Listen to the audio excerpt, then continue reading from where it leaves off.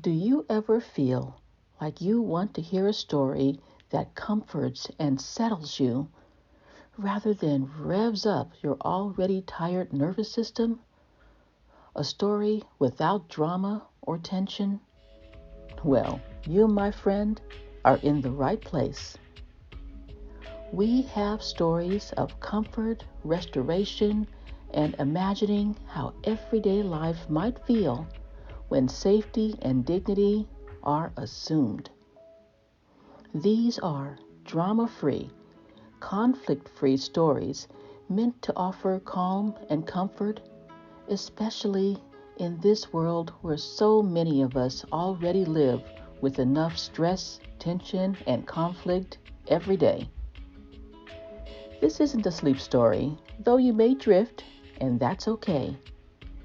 This is a story you can listen to in whatever way feels right.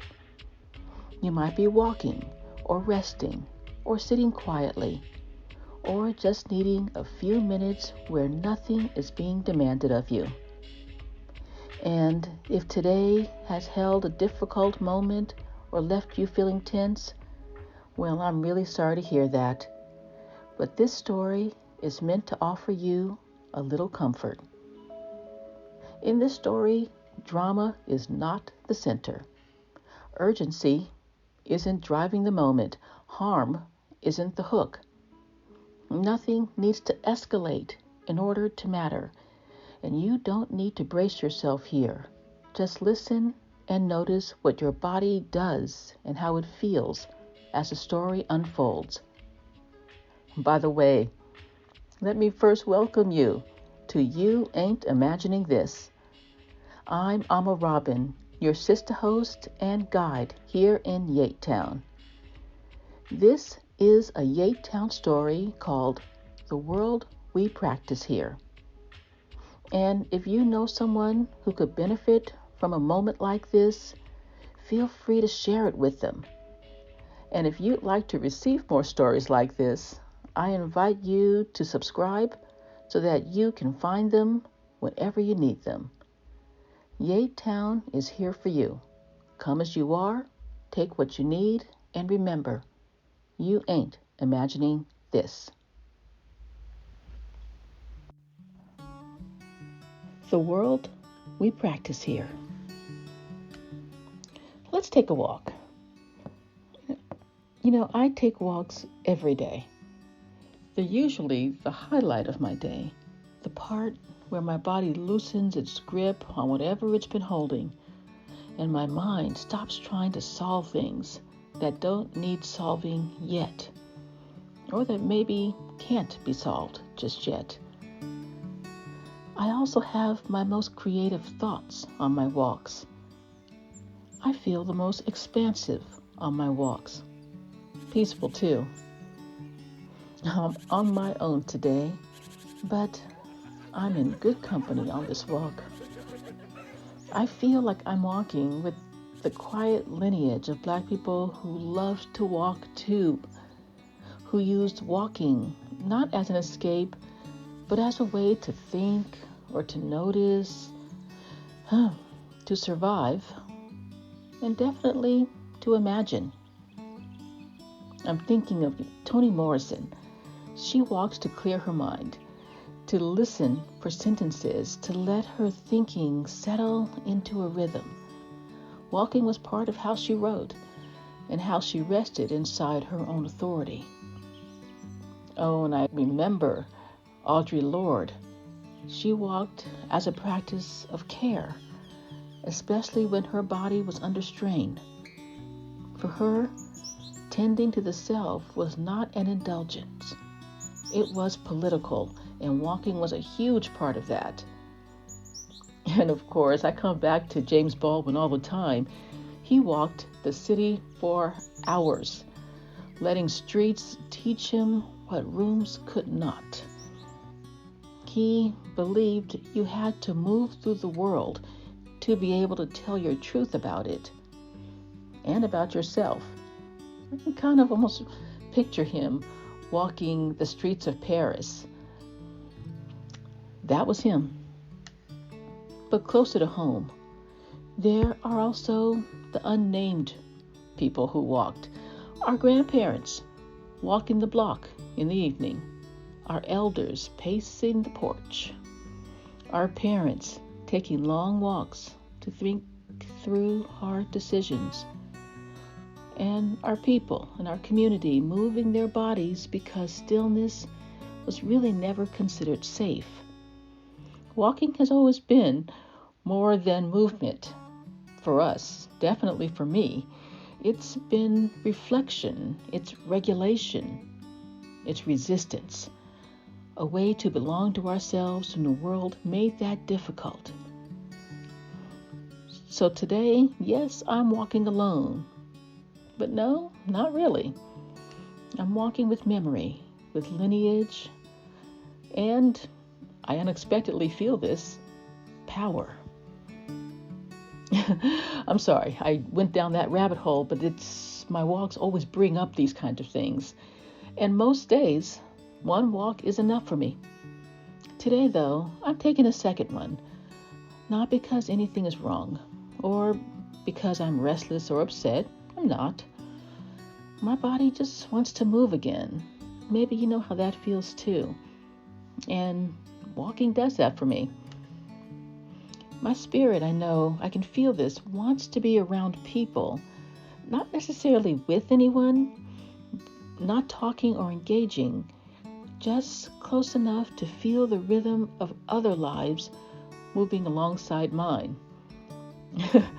Maybe I have a lot in common with Toni Morrison. I hope so. Really, I hope so. So, I head out into YAIT Town.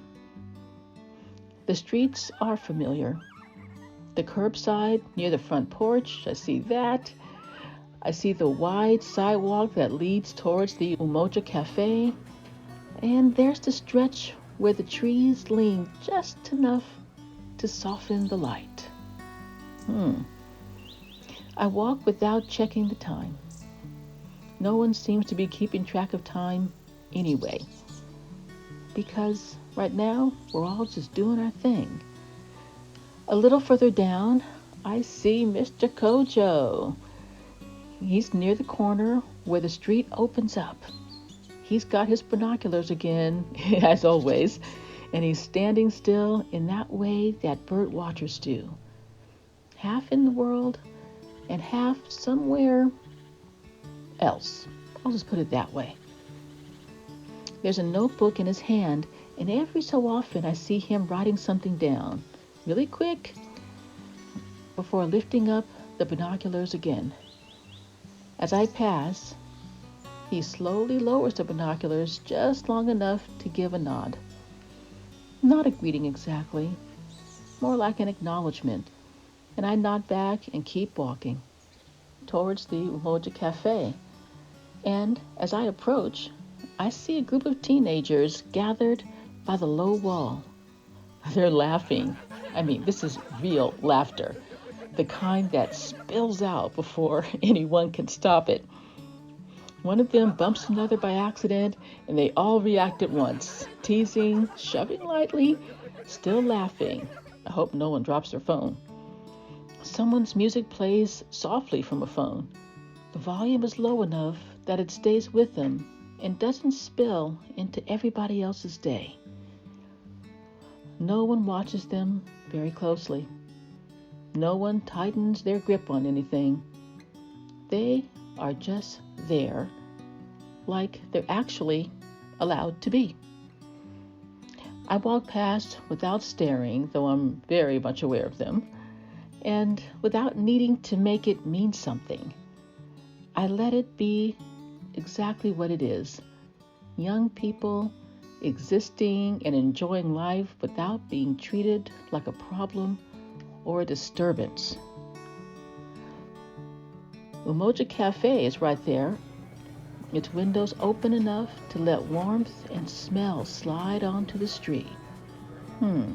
Coffee. That gets my attention. Something baked. Maybe cinnamon. The door is propped open and I step inside. I never can resist coffee, something baked, and cinnamon all at once. I pause just inside the entrance. Not because I'm unsure, no, but because I'm just feeling out the room. I actually do this unconsciously most of the time when stepping into public places. But I hear the soft clink of a cup. I hear a chair scooting. I hear the soft murmur of people talking near the window. No one rushes me forward. There is a small line, and two people are ahead of me. One of them is looking over the menu really carefully, not in any hurry. They turn their heads slightly, reading, then reading again. The person behind them doesn't sigh or shift dramatically. They just stand there, hands in their pockets. Yes, their hands are in their pockets, waiting as if this is their usual way of deciding what to eat. Maybe for deciding lots of things in their life. I remember my big mama used to say that the way you do anything is the way you do everything. I keep seeing how wise she was. The person at the counter doesn't perform cheerfulness, although she's friendly enough. They don't force brightness. Their face is calm, not distant, but just present. They finish with the person in front of them, and then they look up at me. I'm actually caught off guard because I thought the person with studying the menu was going to take a lot longer. "Oh, how are you today?" they ask. Then after a beat, "What are you feeling like?" It's just a small question, but it gives me room. It lets me think of what I actually want this time. Usually I get the same thing, but instead of what I always order, out of habit, and maybe out of ease, and sometimes I get some anxiety when ordering, this time I'm not feeling that anxiety. I'm feeling simply that I'm free to choose what I want. And I say, "Well, I think," and then I stop. The person doesn't fill the silence for me. They don't rush me towards an answer. And I look around in the cabinet while I decide, and I look up at the menu, still thinking. I see there's a woman sitting near the window with her coat still on. She looks like she came in here just to land somewhere for a minute, and that catches my attention. Her hands wrap around the mug, and she sits with it, taking her time. Across from her, a man with a folded newspaper reads, also taking his time. Near the back, I see someone is working on a laptop, sitting upright rather than hunched over it. They're allowed to use laptops here all day, but people really stay for a little while with their laptops and then move on to do what they call seat the hungry. Their shoulders are loose as I'm watching, and I see every few minutes they pause, look up, and take a sip of tea. And I realize what I'm noticing isn't actually the cafe itself. It's how relaxed the room feels, how safe the place feels to me. There's not the absence of life. There's plenty of life here. People are tired, people are distracted, people are thinking, people are talking, but no one seems tense. No one's performing like they're fine, I say in quotes. No one looks like they're bracing for something to happen. "I think I want something warm," I say. The person at the counter nods without hesitation. "Warm is a good choice," they say, matter-of-factly. "What kind of warm?" they ask. "Tea, coffee, something in between?" "Oh, something in between," I say, and I pause, surprised by my own answer. They smile a little, not big, not staged, just a small acknowledgement. "All right." As they turn to make it, I watch another small moment happen just off to my left. A customer is speaking softly to the barista on the side. Their voice is careful. "Is it possible," they say, "to make that without sugar?" I'm sorry, I know it's annoying. The barista does not flinch. They don't reassure with false sweetness. They just answer plainly. "It's not annoying," they say. "You want what you want." And that's it. No extra commentary, no subtle punishment, no eye rolling, no performative, "no problem." That still makes you feel like it is a problem. It's handled and it's finished. My drink arrives in a cup that's warm against my palms. I don't rush to the table. I stay where I am for a moment and take a sip, just gazing around. It's warm and it's easy to drink. On the small community board by the door, there are flyers pinned in neat rows. This is one of my favorite parts in the cafe, to look at the community board. There aren't glossy advertisements, but just simple announcements, handwritten notes, reminders. One says, "Front porch listening hour. Bring your own quiet." Another says, "Mutual aid pantry restock. Take what you need, leave what you can." And another says, "No more books. New shelf. Names we keep." Names we keep. I read that one and thought about it for a while. I look at it for a moment longer before looking away, still trying to think about that. Names we keep. I finish my drink slowly. I don't even check my phone. It has stayed in my pocket, and I step back outside.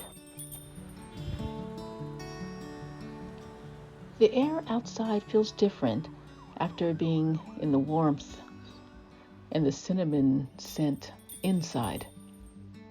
The street sounds are clearer. A dog barking once and then stopping. A bicycle passing by. Someone calling out "hello" to someone else across the road. The teens are still on the wall. The laughter is softened, now into talking. Mr. Kojo is further down the street, still bird watching, binoculars raised again. I continue walking towards Normal Books. This is one of my favorite places. The path there is one I've taken enough times that my feet just don't hesitate, and I don't really have to watch my way. The sidewalk narrows a little. The buildings change. The light shifts as I move under the shade of the trees. I pass the front porch on my left. It's not a stage. It's not curated. It's just a porch. The kind that looks like it has held 100 ordinary evenings. Probably a whole lot more. There's a rocking chair, a small table, a plant that someone has kept alive for years. Stubborn and yet still green. Two people are sitting there, not talking much. One of them is wrapped in a scarf, looking out towards the street. The other is scrolling slowly on her phone, pausing now and then. A small wind chime moves with the breeze. It's soft, almost nothing. I notice how the porch is. Nothing blocking it off, nothing signaling who it's for, and I keep walking. No More Books comes into view with a wide front window and hand-lettered sign. There's a display near the door, a stack of books arranged neatly. A small placard reads, "For the ones who needed language." That makes me stop and think again. And then I step inside. The air changes immediately. It's quieter than the cafe. Not silent, just, softer. There's paper, there's wood. The faint smell of old pages and new ink. A bell above the door rings once when I enter, and no one reacts to it. That's the first relief. No scanning eyes. No, "Can I help you?" said too soon. No hovering, no staring. Just space. I move slowly through the first aisle. My fingers brush the spines without pulling anything yet. There's a section labeled Counterworlds. Another labeled The Work of Remembering. Another for when you're tired of explaining. That's where I stop. Not because I plan to buy anything. Sometimes I do, though maybe I will. I often come in saying, "I'm just going to look," and I leave with a stack full of books. But the label is so plain, I just can't pass that.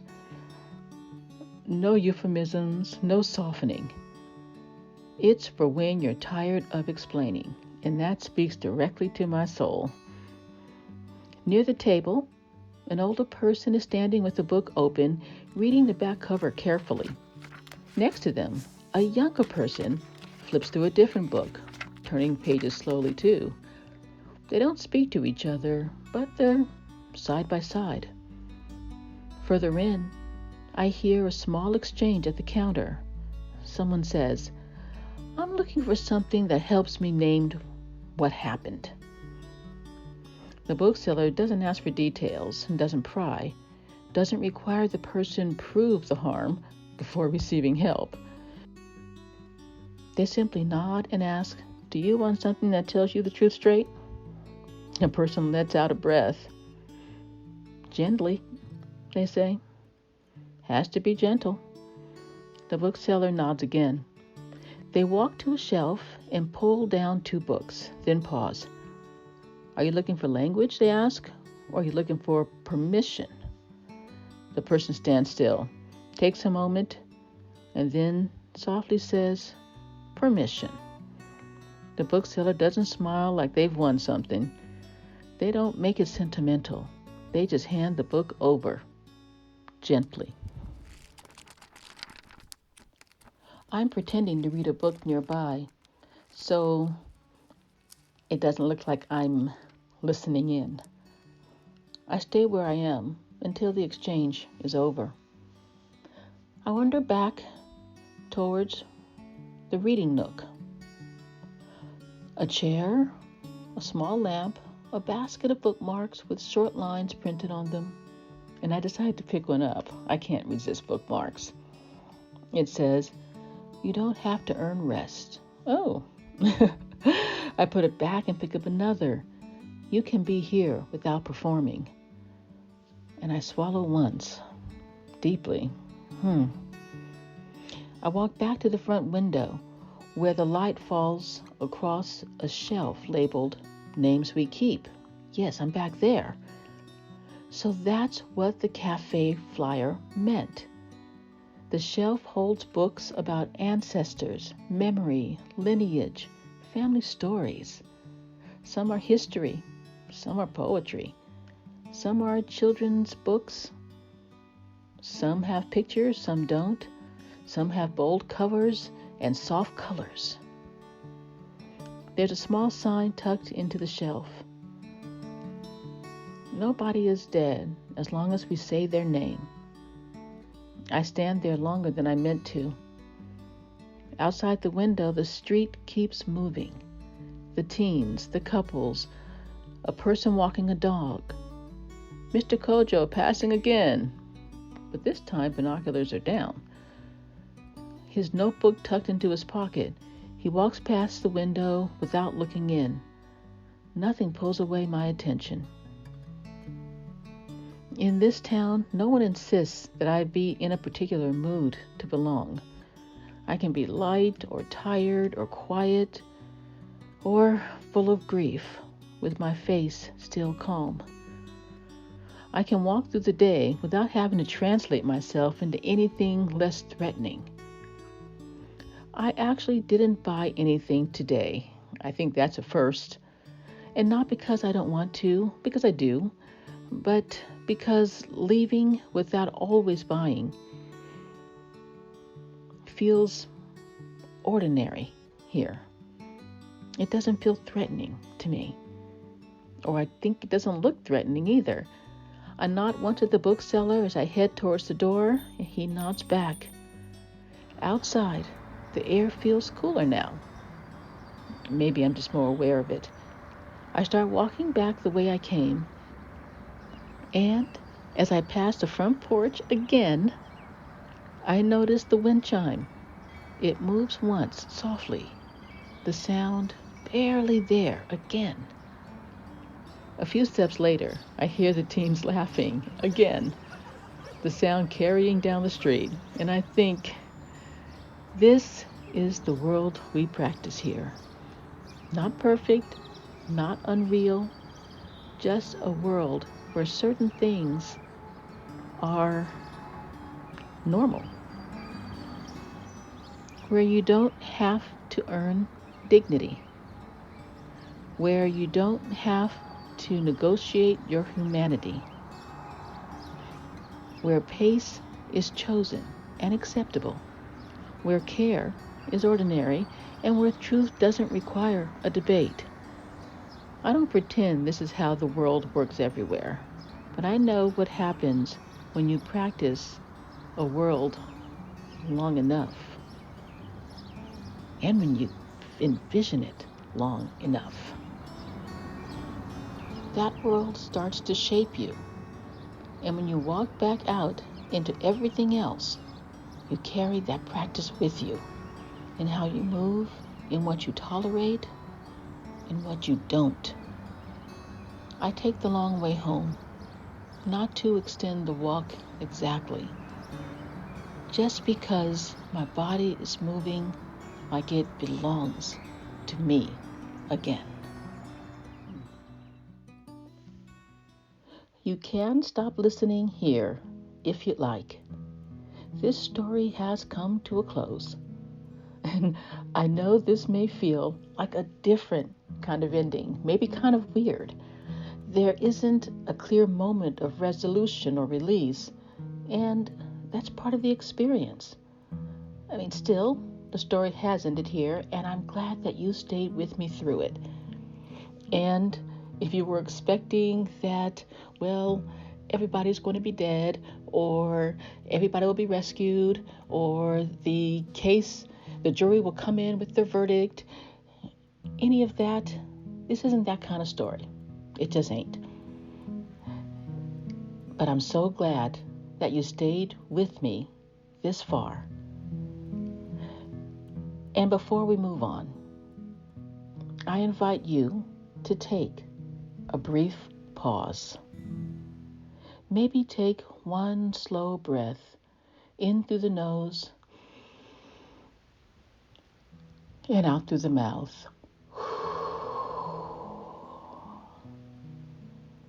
And then, if it feels okay, gently scan your body and notice how you're feeling right now without needing to change anything. Just take a moment.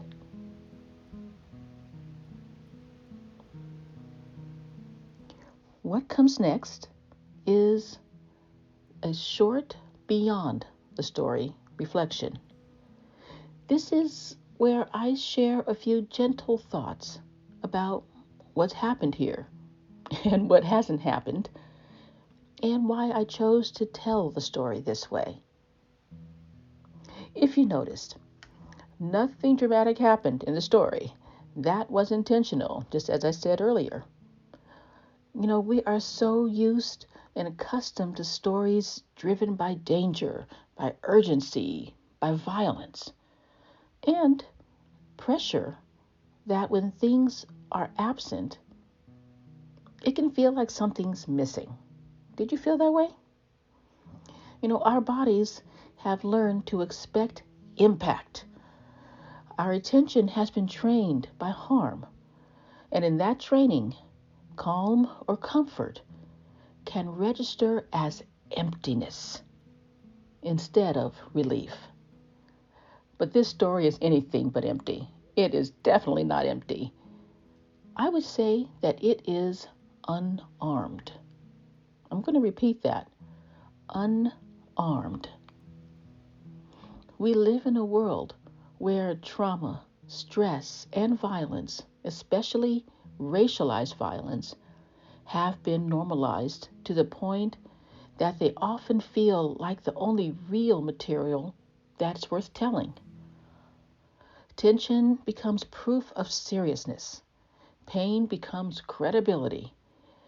Survival becomes the whole story. But I don't think that it is the full truth of our lives as Black people. We're not just about survival. Choosing comfort or calm here does not mean that hypervigilance disappears. I'm not saying that. It doesn't mean that the stress is gone. It doesn't mean that racism, misogyny, poverty, or harm have stopped existing. Oh no. As Black people, we often carry those realities in our bodies every day, especially in predominantly white spaces. This story isn't denying that, and it's not minimizing it, I promise, and it's not trying to make it invisible. What this story actually, what all of my stories do here, they tell something different. It's choosing for a moment not to center harm. Not to center harm. That choice matters because centering harm all the time quietly teaches us that harm is the most important thing about us. That our lives are only legible and lived through struggle. And that our stories only count when something is wrong. I know this is getting a little longer and maybe a little heavier, but I just want to note and tell you that I've shared a longer reflection about this on Substack this week, about the small pockets of Black safety, like the laughter in the story, and why practicing them matters.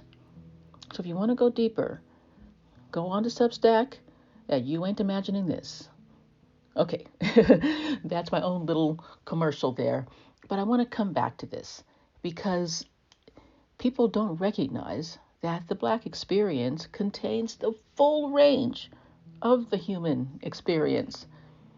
Even the mundane things, the ordinariness, the boredom, the tenderness, the rest, curiosity, joy, and the moments that don't lead anywhere dramatic, or sometimes just anywhere at all.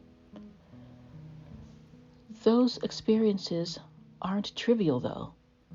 They're what is known as, wait for it, human. These are human experiences, and they're often the very first things that are taken from us. This story is an act of counter-world building. And not because it pretends that the whole world is all safe and everything, but because it asks what happens when safety is practiced anyway. What happens when dignity is assumed instead of earned? What happens when people move through their daily life without having to brace and tense up, without having to explain or perform or prove their worth? I hope you'll think about that. What is that like?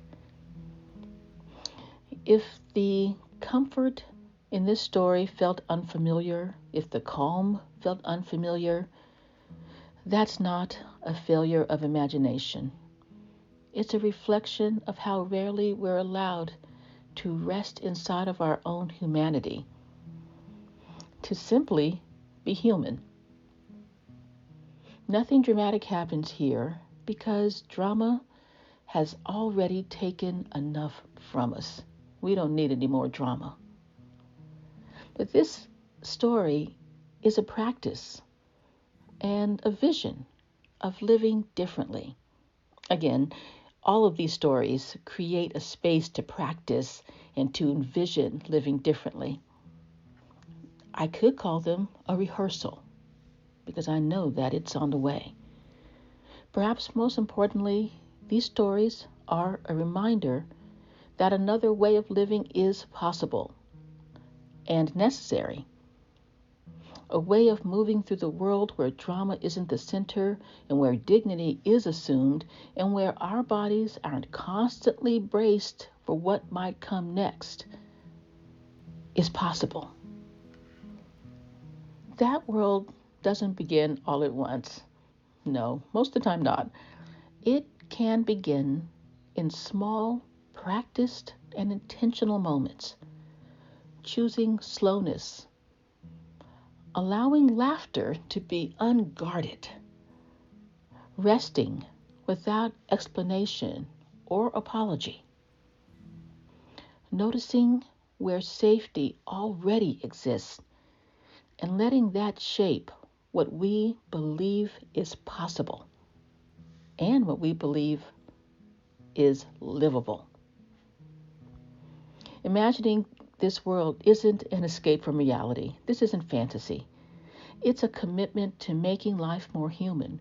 And the more clearly we can imagine it, the harder it becomes to accept lives built entirely around the tension and harm that we've been given all of our lives, we've been spoon-fed, and that we're surrounded by. Or even it makes it harder to accept anything less than full, complete dignity and safety every day, all the time. Asante Sana, thank you for spending this time with me here in YAIT Town. This drama-free, conflict-free story zone doesn't ignore the problems in our lives or in the world around us. It simply invites us to step off the pedal for a moment, to restore, to breathe, and to gather ourselves before returning. You're always welcome to come back whenever you need a little calm or comfort. And thank you for listening. I'm Amma Robin, and you ain't imagining this. One love, fam.